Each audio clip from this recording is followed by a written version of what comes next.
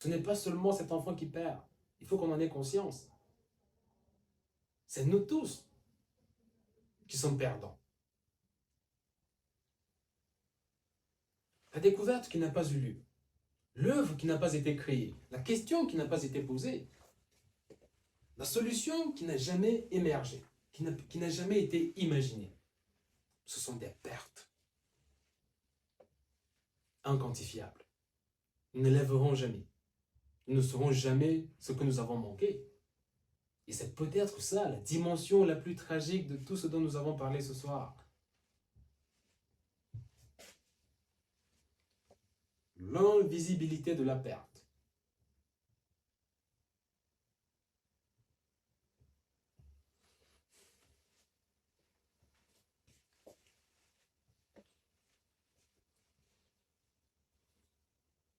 Mais voici ce que je sais aussi.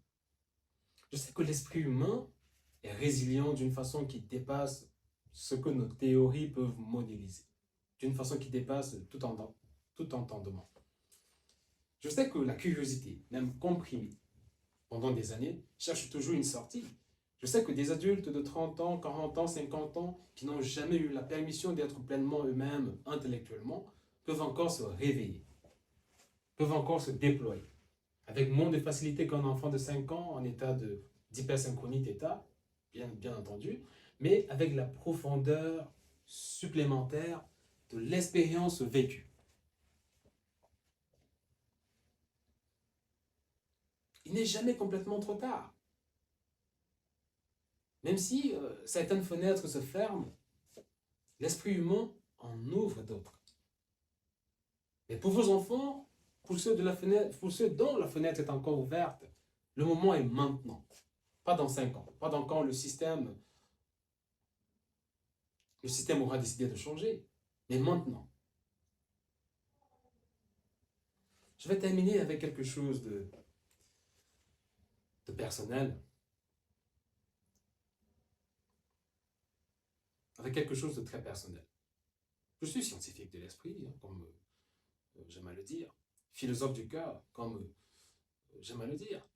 Ce n'est pas un titre, ce n'est pas une formule marketing, c'est une façon de dire que je crois que la rigueur et la chaleur ne s'opposent absolument pas, que la science et l'humanité ne s'excluent pas mutuellement, que comprendre comment fonctionne le cerveau et aimer profondément les êtres humains sont deux mouvements du même engagement.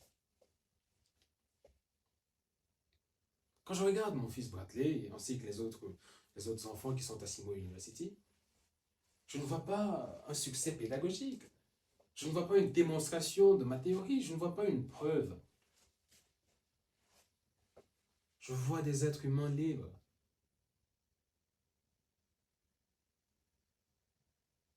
Je vois un enfant qui ne sait pas, du moins qui ne sait pas encore, qu'il est censé avoir des limites.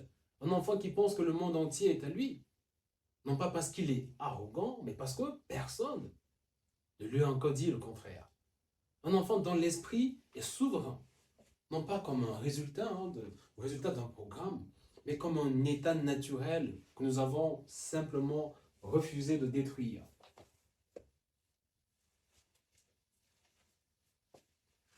Et quand je regarde, je pense à tous les autres enfants, tous ceux qui auraient pu être comme Bradley, qui sont peut-être encore comme lui, quelque part, au fond d'eux-mêmes, sous les couches de tu n'es pas encore prêt, ce n'est pas pour toi, tu dois attendre ton tour.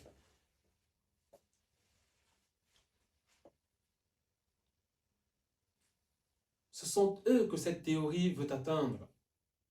Ce sont eux pour qui ce mouvement existe.